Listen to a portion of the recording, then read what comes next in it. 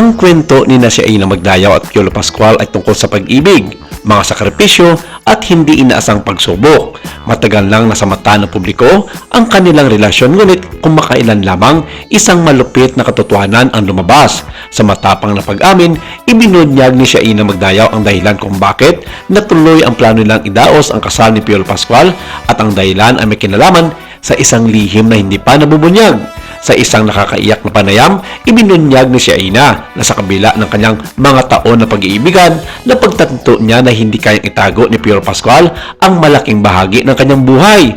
Ayon kay Shaina, matagal nang nahulog ang aktor sa isang relasyon na hindi niya kayang panatilihin sa publiko, isang relasyon na nagbukas ng mga mata ni Shaina sa masalimuot na katotohanan ng kanilang sitwasyon. After years of love and trials, napagtanto ni Piolo Pascual na hindi niya kayang pasakasalan si Shaina at bumuo ng pamilya. Nang tanungin siya ni Shaina tungkol sa kanilang mga plano sa hinarap, nagsimula ang isang mahirap na pag-uusap sa pagitan nila. Dito, inamin ni Piolo na may nararamdaman siyang hindi normal sa isang lalaki, isang aspeto ng kanyang pagkatao na matagal na niyang itinanggi at itinatago sa publiko.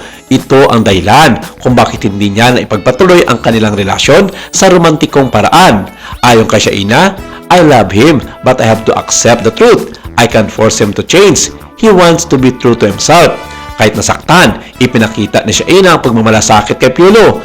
Ayon sa kanya, natutunan niyang tanggapin ang limitasyon ng kanilang relasyon at nagdesisyon bigyan ng space si Piolo para matutunan nitong yakapin ang tunay niyang pagkatao.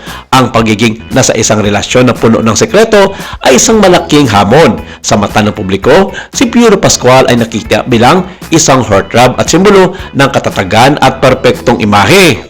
Pero sa likod ng mga kamera at sa harap ng mga taong nagmamahal sa kanya, si Piolo ay isang lalaki sa paglalakbay patungo sa sarili niyang katotohanan, isang katotohanan hindi madaling tanggapin sa kanya at ng mga malalapit sa kanya. Matapos ang ilang buwan ng pag-iwas at pag-iisip, nalaman ni Shaina na hindi lang siya nasaktan bilang isang kasintahan, kundi bilang isang kaibigan. Bagamat nahirapan siya sa mga unang linggo ng kanilang breakup, inihayag ni Shaina na natuto siyang magpatawad at gumawa ng paraan para sa kaligayahan ni Piolo Pascual. Sabi pa niya, "Hindi nawawala ang pagmamahal na nararamdaman ko para sa kanya. Hindi lang ako pwedeng maging bahagi ng buhay niya ng ganito." Si Shaina, isang aktres na kilala sa pagiging totoo sa sarili, kaya napakalaga sa kanya na patuloy na tanggapin at igalang ang mga personal na desisyon ng iba, lalo na ng mga mahal niya sa buhay. Bagamat nagdulot ng sakit kay Shaina ang mga pangyayari, natutunan niyang ilagay ang sarili sa posisyon at magpatawad at magmamahal. Sa mga susunod na araw, marami ang magbibigay ng inspirasyon sa kwento ng relasyon ni Shaina Magdayaw at Piolo Pascual. Ipinakita nila sa publiko na ang mga bagay ay hindi palaging naayon sa plano at hindi lahat ng pag-ibig ay nagtatapos sa isang kasal. Ang tunay na pag-ibig ay madalas na nangailangan ng sakripisyo at pagpayag sa bawat isa na magbago at maglakbay patungo sa kanilang sariling kaligayahan.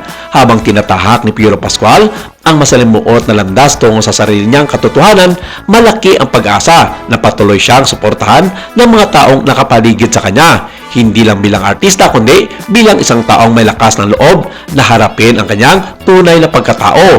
Ang kanyang kwento ay nagsasalbing paalala na ang bawat isa ay may karapatang mahalin at tanggapin anuman ang kanilang background o personalidad.